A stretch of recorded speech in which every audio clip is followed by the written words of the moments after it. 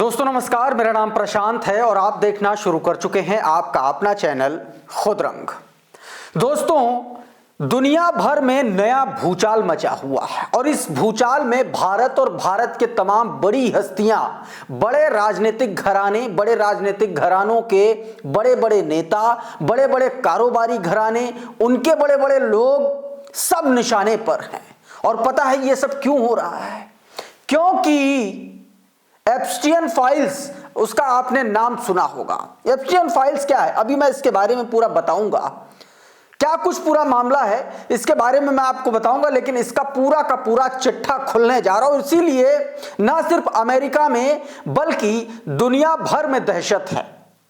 और दहशत इसलिए क्योंकि जिस शख्स का नाम जुड़ा है एप्स्टीन, जिसका नाम है और जिसके नाम से ये तमाम सारे दस्तावेज सामने आ रहे, तस्वीरें सामने आ रही हैं, वो दरअसल एक बहुत बड़ा, आप ये कह सकते हैं कि दलाल था, आप ये कह लीजिए।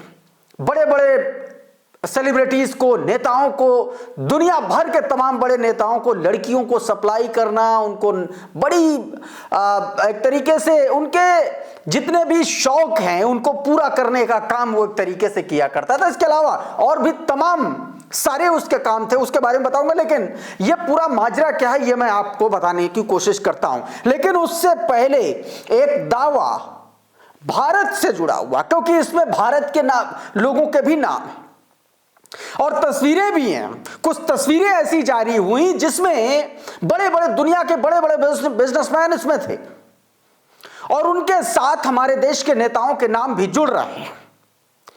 तो राकेश पाठक जो सुब्रमण्यम स्वामी के दावे के हवाले से बात कर रहे हैं, सबसे पहले मैं वो वीडियो आपको सुनवाना चाहता हूं और उसके बाद मैं इस पूरी खबर पर लौटता हूं। पहले ये सुनिए आप। देखिए, सुब्रमण्यम स्वामी के सिर्फ ट्वीट नहीं है, उन्होंने कई स्वतंत्र पत्रकारों को इंटरव्यू दिए हैं, बड़े बड़े यूट्यूबर्स को। उन्होंने साफ कहा है कि अमेरिका के पास प्रधानमंत्री नरेंद्र मोदी की तस्वीर है, नाम लेकर उन्होंने कहा। तो दोस्तों आपने सुना कि राकेश पाठक ने क्या जिक्र किया, बोलता हिंदुस्तान से बात करते हुए। अब इसी पर राकेश पाठक ने एक ट्वीट किया है, आपकी स्क्रीन पर जरा देखिए वो क्या लिख रहे हैं। कह रहे हैं कि एप्स्टीन फाइल्स का जखीरा खुलना शुरू हो गया है, आखिरी पल तक सबूत मिटाने की कोशिश जारी है। दुनिया के सबसे बड़े यौन अपराधी जेरिफ एप्स्टीन के कर्मकांड से जुड़े दस्तावेज और तस्वीरों का जखीरा खुलना शुरू हो चुका है। इस बीच कांग्रेसमैन रो खन्ना ने आरोप लगाया है कि ट्रंप प्रशासन फाइल्स में छेड़छाड़ करके कई सबूत मिटाने की कोशिश में लगा हुआ है। अमेरिकी न्याय विभाग अटॉर्नी जनरल के खुलासे से पहले ही हाउस ओवरसाइट कमेटी के डेमोक्रेट सदस्यों ने कई तस्वीरें जारी कर दी। वो तस्वीरें अभी मैं आपको दिखाऊंगा, जारी कर दी।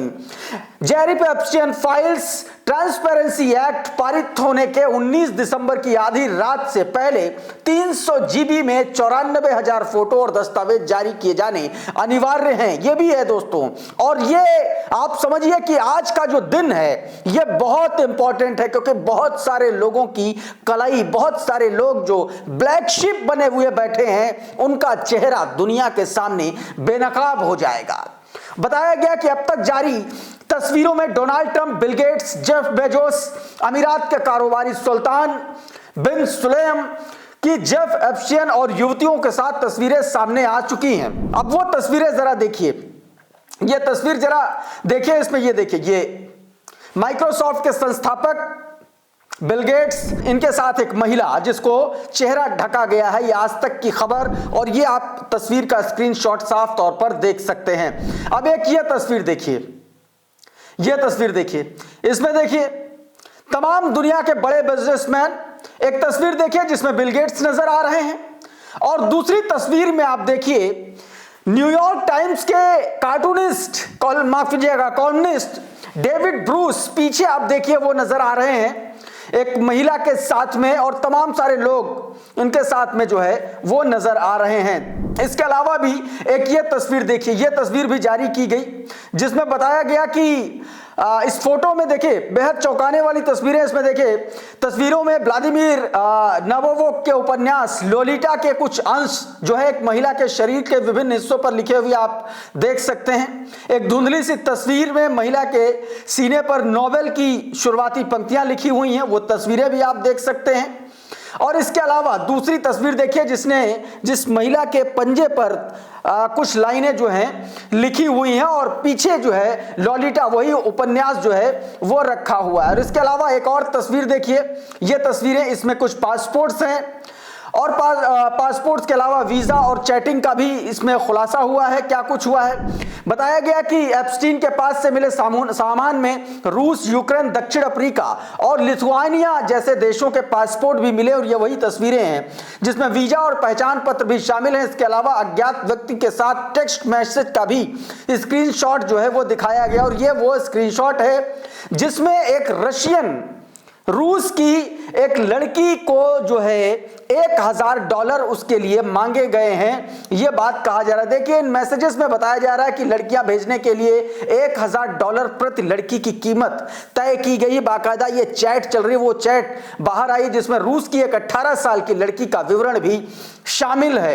ये साफ तौर पर इन तस्वीरों में देख सकते हैं। हालांकि कुछ जगहों पर इसको जो है नाम और पहचान नहीं उजागर की गई है दोस्तों, वो छिपाने की कोशिश की गई। और अब दोस्तों ये पूरा का पूरा गेम पलटने वाला है। आप साफ तौर पर इसको समझ सकते हैं कि ये कितना बड़ा गेम और दुनिया के कौन कौन से बड़े लोग इसमें शामिल हो सकते हैं। अब इसी को लेकर के एक ये तस्वीर जरा देखिए, इसको पूजा ऑफिशियल नाम का एक ट्विटर हैंडल है, उसने ये तस्वीर जारी की है। देखिए बिल गेट्स हैं और बिल गेट्स के साथ में हमारे देश के प्रधानमंत्री नरेंद्र मोदी। देखिए इसमें एक बात और साफ की गई है कि जो तस्वीरें जारी की गई और जिनके साथ जो शख्स जो लोग आप बैठे हैं या साथ में हैं, इसका यह मतलब नहीं है कि ये लोग उन तमाम सारे कृत्यों में भी शामिल रहे हैं, लेकिन एक ये कनेक्शन एस्टेब्लिश करने की कोशिश की गई है, ऐसा जरूर कहा गया। और न्यूयॉर्क टाइम्स में बाकायदा इन सब चीजों का दावा भी किया गया है।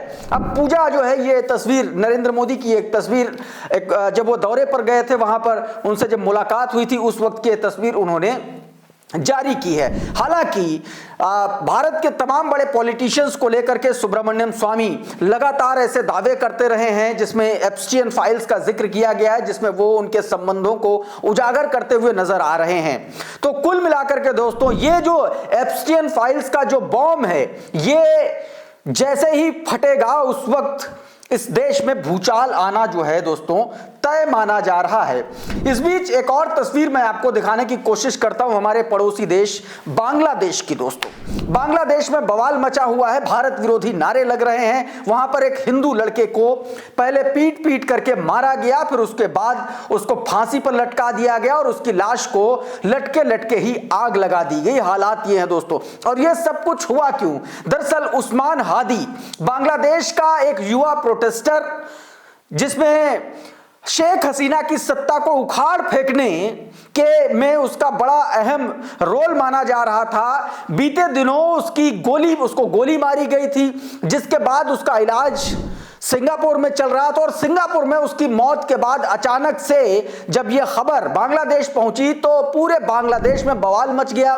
ढाका की सड़कों पर प्रदर्शन होने लगे, उग्र आंदोलन शुरू हो गया और यह उसी आंदोलन की तस्वीरें हैं जो आप अपनी स्क्रीन पर देख रहे हैं। इन तस्वीरों में भारत विरोधी नारे लगाए जा रहे हैं, दावे ये भी किए जा रहे हैं कि जो उस्मान हादी की मौत है, तमाम सारे आरोप ये है।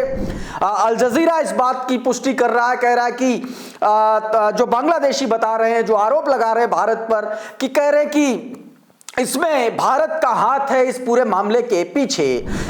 इसको लेकर के अंकित कुमार अवस्थी क्या लिख रहे हैं देखिए जरा आपकी स्क्रीन पर। बताया कि उस्मान हादी की मौत के बाद ढाका में उग्र विरोध प्रदर्शनों का सिलसिला जारी है। शहर में भारी भीड़ एकत्रित होकर के नारेबाजी कर रही है, जिसमें भारत विरोधी नारे भी लगाए जा रहे हैं। मीडिया रिपोर्ट्स के मुताबिक उस्मान हादी का पार्थिव शरीर जो है वो सिंगापुर से ढाका पहुंचा। इससे लेकर के तनाव और उग्र प्रदर्शनों में जो आशंका है ज्यादा जताई जा रही। लेकिन सबसे आश्चर्यचकित करने वाली बात दोस्तों पता क्या, इस पूरे मामले में भारत का स्टैंड क्या है?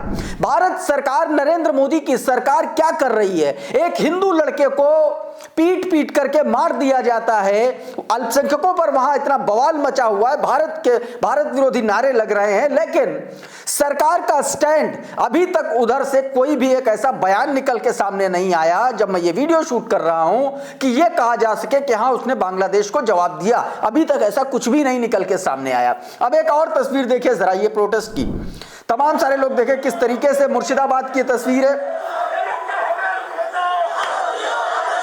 जबरदस्त तरीके से यहां पर प्रोटेस्ट हो रहे हैं। बांग्लादेश की तस्वीरें हैं। इसको अनुषी तिवारी नाम की का ट्विटर हैंडल है, उसने बताया millions of people are currently on the street of Bangladesh protesting का claim that the killing of boy named Osman Hadi was carried out by India।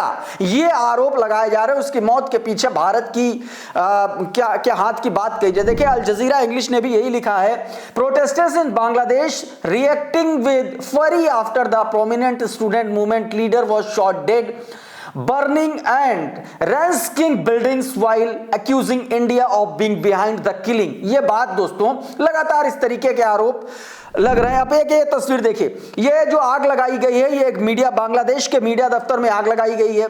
ये तस्वीर आप साफ तौर पर देख सकते हैं। और ये जो मीडिया दफ्तर है दोस्तों, ये बताया जा रहा है कि वहां का जो बड़ा मीडिया दफ्तर है जिसका नाम दोस्तों प्रोथोम आलो और डेली स्टार, ये दो अखबार के दफ्तर हैं, मीडिया प्लेटफॉर्म के दफ्तर हैं जिनको आग के हवाले कर दिया गया है।